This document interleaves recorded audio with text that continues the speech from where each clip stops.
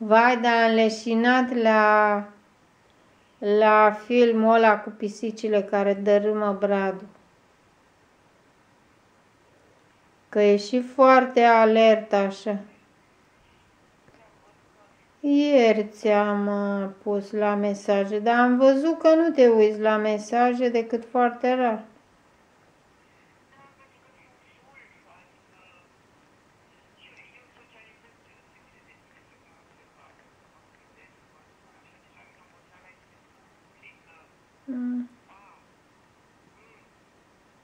Quintuplă, sextuplă.